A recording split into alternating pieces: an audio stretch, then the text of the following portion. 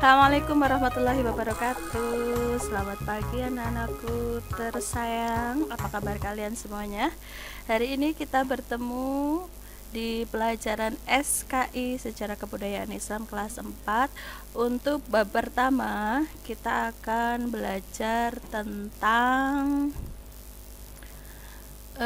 ketabahan Nabi dan sahabat dalam berdakwah. Di bab ini kita akan mempelajari masa awal Nabi Muhammad dalam berdakwah. Nah, kompetensi dasar yang ingin kita capai adalah kalian bisa memahami ketabahan Nabi Muhammad dan para sahabat dalam berdakwah. Kemudian kalian bisa mengorganisasi informasi tentang contoh ketabahan Nabi Muhammad SAW dan sahabat dalam berdakwah. Oke, kita mulai pelajarannya. Sebelum kita mulai, nabda dirosatana biqiraatil basmalah. Bismillahirrahmanirrahim. Oke, kita mulai ya. Ketabahan Nabi dan sahabat dalam berdakwah. Pada masa awal dakwah Nabi Muhammad, saat Nabi Muhammad menyepi atau berkholwat di Gua Hiro, yaitu pada malam tanggal 17 Ramadan, Nabi Muhammad menerima wahyu yang pertama dari Allah melalui malaikat Jibril. Wahyu yang turun itu berupa surat Al-Alaq ayat 1 sampai 5. Pada saat itu Nabi Muhammad berusia 40 tahun. Kemudian beliau setelah itu pulang dan menceritakan kejadian itu kepada istrinya Khadijah. Mendengar cerita tersebut, Khadijah mengajak Nabi Muhammad untuk bertemu Waraqah bin Naufal. Siapakah Waraqah? Waraqah itu masih saudara dengan Khadijah, yaitu sepupunya Khadijah. Waraqah bin Naufal ini seorang ahli kitab ya, seorang ahli kitab. Caranya ya sama saja dengan kiai, tapi dia masih menganut kepercayaan ajarannya Nabi Isa. Dalam pertemuan itu, Waraqah menyampaikan bahwa Nabi Muhammad adalah nabi terakhir yang diutus oleh Allah. Wahyu pertama yang diterima oleh Nabi Muhammad sebagai bukti bahwa beliau diangkat menjadi nabi dan belum ada perintah untuk berdakwah. Oke, untuk surat yang pertama kali turun yaitu surat Al-Alaq ayat 1 sampai 5. A'udzubillahi minasyaitonirrajim. Bismillahirrahmanirrahim. Iqra, bacalah, bismi, dengan menyebut rabbika, nama Tuhanmu, alladzi khalaq, yang menciptakan. Khalaqal insana, dia telah menciptakan manusia, min alaq, dari segumpal darah. Iqra, bacalah, warabbukal akram, dan Tuhanmu lah yang maha pemurah. Alladzi 'allama bil qalam, yang mengajarkan dengan perantaraan kalam. 'Allamal insana, dia mengajarkan kepada manusia malam ya'lam. Surat Al-Alaq ayat 1 sampai 5 ini belum ada perintah untuk berdakwah. Untuk strategi dakwah yang dilakukan Nabi Muhammad adalah sebagai berikut. Yang pertama, berdakwah secara sembunyi-sembunyi, yaitu dakwah Nabi dimulai ketika turun wahyu yang kedua, yaitu surat Al-Mudaththir ayat 1 sampai 7. Nabi Muhammad mulai berdakwah kepada umat Islam. Jadi kalau surat Al-Alaq itu menunjukkan bahwa Nabi diangkat menjadi Rasul, tapi kalau surat Al-Mudaththir, wahyu yang kedua, yaitu surat Al-Mudaththir ayat 1 sampai 7, itu Nabi diperintahkan untuk mulai berdakwah kepada umat manusia. Nah, Nabi berdakwah pertama kali itu dengan cara sembunyi-sembunyi. Kenapa? Karena Nabi Muhammad pada saat itu menghadapi masyarakat Arab yang belum mempercayai kebenaran, sehingga tidak mudah bagi masyarakat Arab untuk beriman kepada Allah. Strategi yang dilakukan itu masih strategi berdakwah secara sembunyi-sembunyi. Nah, dakwah secara sembunyi-sembunyi adalah dakwah yang pertama dilakukan Nabi Muhammad. Dakwah sembunyi-sembunyi ini dilakukan selama kurang lebih 3-4 tahun. Ya, cukup lama ya. 3-4 tahun dan dakwahnya itu di tempat atau di rumahnya Arqam bin Abil Arqam. Nabi Muhammad SAW menyebarkan agama Islam kepada tetangganya, kepada kerabat, serta sahabat. Karena masih sembunyi-sembunyi ya, jadi dakwah masih sembunyi-sembunyi, dakwah sembunyi-sembunyi dilakukan sekitar 3-4 tahun. Kemudian dakwah sembunyi-sembunyi itu ditujukan kepada tetangga, kerabat, serta sahabat ya. Keluarga, tetangga, kerabat, sahabat. Dan mereka yang pertama kali masuk Islam itu disebut dengan as-sabiqunal awwalun, yaitu orang-orang yang pertama kali masuk Islam. Nah, biasanya di dalam ABC-nya sering keluar ini daftar orang-orang yang termasuk golongan as-sabiqunal awwalun. Dari golongan perempuan, mewakili perempuan, ada istri Nabi Muhammad, yaitu Khadijah binti Khuwailid.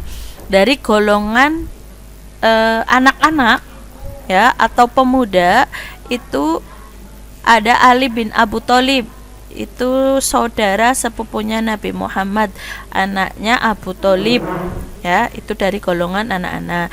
Kemudian dari golongan dewasa yang pertama kali masuk Islam itu adalah Abu Bakar As-Siddiq, sahabat Nabi Muhammad.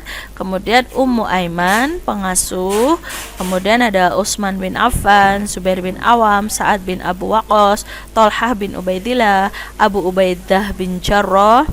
Kemudian Arqam bin Abil Arqam. Kemudian Zaid bin Harithah, yaitu anak angkat Nabi Muhammad. Surat Al-Mudaththir ini adalah wahyu kedua yang memerintahkan Nabi Muhammad untuk berdakwah. Dakwah yang pertama kali dijalankan adalah dakwah secara sembunyi-sembunyi yang ditujukan kepada keluarga, kerabat, teman, kemudian tetangga. Dan inilah surat Al-Mudaththir ayat 1-7. A'udzu billahi minasyaitonir rajim. Bismillahirrahmanirrahim. Ya ayyuhal mudaththir. Hai orang-orang yang berselimut, fa'anzir, bangunlah dan berilah peringatan, wa rabbaka fakabbir, dan Tuhanmu agungkanlah, wa thiyabaka fatahhir, dan pakaianmu bersihkanlah, wa rujza fahjur, dan perbuatan dosa yang menyembah berhala tinggalkanlah. Wala tamnun tastakthir, dan janganlah kamu memberi dengan maksud memperoleh balasan yang lebih banyak. Tidak boleh memberi tapi mengharap imbalan, tapi harus karena ridho dari Allah. Wali rabbika fasbir, dan untuk memenuhi perintah Tuhanmu bersabarlah. Quran surat Al-Mudaththir. Al-Mudaththir itu surat yang ke-74 ayat 1-7. Ibu tanya lagi ya, surat yang pertama kali turun adalah surat? Ayo jawab. Surat Al-Alaq ayat 1-5. Surat itu menunjukkan bahwa Nabi Muhammad diangkat sebagai Rasul. Perintah berdakwah itu terdapat dalam wahyu kedua, yaitu surat Al-Mudaththir ayat 1-7. Dakwah yang pertama kali dilakukan itu dakwah secara sembunyi-sembunyi. Di mana? Di rumahnya Arqam bin Abil Arqam. Berapa lama? 3-4 tahun. Pintar. Kemudian yang selanjutnya, setelah dakwah selama 3-4 tahun, kemudian turun perintah di tahun keempat kenabian ya. Tahun keempat turun surat lagi, yaitu surat Al-Hijr ayat 94. Lanjut ya. Di tahun keempat kenabian ya, turunlah surat Al-Hijr ayat 94. Sudah ada 3 surat. Yang pertama surat Al-Alaq yang menandakan bahwa Nabi Muhammad diangkat menjadi Rasul. Surat yang kedua adalah surat apa tadi yang di atas? Surat Al-Mudaththir ayat 1 sampai 7 yang menyuruh Nabi Muhammad berdakwah. Dakwahnya tapi masih secara sembunyi-sembunyi. Lalu di tahun keempat kenabian turunlah perintah Allah, turun wahyu Allah, surat Al-Hijr ayat 94. Bagaimana bunyinya? Fasda' bima tu'maru wa'arid 'anil musyrikin. Maka sampaikanlah Muhammad secara terang-terangan segala apa yang diperintahkan kepadamu dan berpalinglah dari orang-orang musyrik. Quran surat Al-Hijr ayat 94. Nah, setelah Quran surat Al-Hijr ayat 94 ini surat menandakan bahwa Nabi Muhammad disuruh berdakwah secara terang-terangan. Secara apa, Nak? Secara apa? Terang-terangan.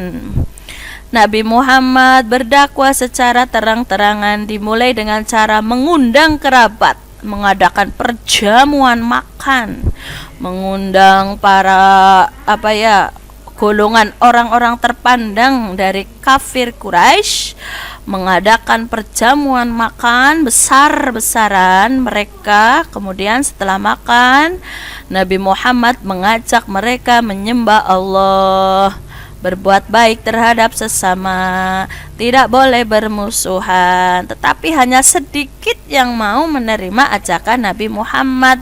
Siapa yang menerima? Mereka adalah Hamzah bin Abdul Muthalib. Batuk Bu Guru. Yang menerima dakwahnya itu paman Nabi sendiri, yaitu Hamzah bin Abdul Muthalib dan Umar bin Khattab. Mereka itu orang-orang yang gagah perkasa, pemberani, ditakuti oleh masyarakat Mekah. Siapakah mereka? Hamzah bin Abdul Muthalib dan juga Umar bin Khattab. Dakwah Nabi ini ada yang menolak secara halus, tak nak masuk Islam. Tapi tidak sedikit yang menolak secara keras dan terang-terangan. Paman Nabi Muhammad yang bernama Abu Lahab itu menolak dengan keras dan lantang. Ia menjadi benci kepada Nabi Muhammad dan mengancam Nabi Muhammad akan mengganggu dakwah Nabi. Kenapa ya mereka kaum kafir Quraisy kok menolak ajaran Nabi Muhammad? Ada beberapa alasan. Kita hitung 1, 2, 3. Ada 3 di sini. Yang pertama, mengapa orang-orang kafir Quraisy menolak ajaran Nabi Muhammad? Yang pertama adalah persaingan merebut kekuasaan. Ya, lanjut. Persaingan merebut kekuasaan pada masa itu, ya, sebelum Islam. Pada masa sebelum Islam sudah terjadi banyak perebutan kekuasaan antar suku, sering perang di antara suku-suku itu. Perang, kalau menang dia, maka suku itu harus taat kepada suku yang menang. Nah, orang yang mengikuti ajaran Nabi Muhammad dianggap telah tunduk kepada Nabi Muhammad, padahal tidak seperti itu. Justru umat Islam mengajarkan persamaan, statusnya sama, tidak ada kaya, tidak ada miskin, tidak ada cantik, tidak ada jelek, tidak ada ganteng, tidak ada jelek. Semua sama di mata Allah, yaitu yang membedakan cuma satu, apa itu? Takwanya. Jadi mereka beranggapan kalau mereka mengikuti ajaran Nabi Muhammad dianggap telah tunduk kepada Nabi Muhammad dan Bani Hashim, sehingga kepala-kepala sukunya merasa tidak mau, merasa ternoda kekuasaannya, merasa nanti suku saya tunduk kepada Bani Hashim, kepada Nabi Muhammad, sehingga mereka tidak mau, ya. Mereka merasa berkuasa kalau mengikuti Nabi Muhammad, dan mereka merasa tunduk, nanti dianggap telah tunduk kepada Nabi Muhammad dan Bani Hashim. Belum apa-apa sudah suudzon itu ya. Yang kedua, hilangnya kasta.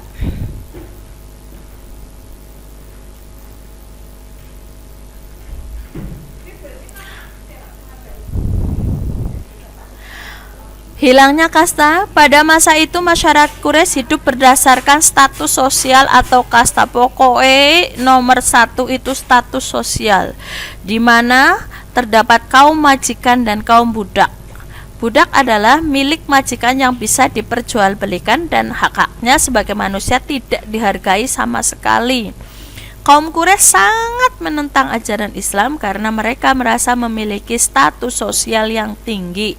Padahal agama Islam mengajarkan untuk saling menghargai satu sama lain. Manusia memiliki derajat yang sama di hadapan Allah, yang membedakan hanya ketakwaannya. Hilangnya perdagangan patung. Kalau orang-orang Quraisy kan awalnya menyembah berhala, menyembah patung. Kalau mereka masuk Islam, lah nanti yang jualan patung pada tidak laku. Itulah mereka menjadi tak nak masuk Islam. Ya, mereka membuat patung berhala Lata, Uzza, Manat, Hubal. Kalau mereka masuk Islam, di Islam tidak ada penyembahan berhala. Jadi kalau mereka nanti dagangannya berkurang, jadi tidak rizkinya jadi berkurang, mata pencaharian mereka akan hilang kalau mereka masuk Islam.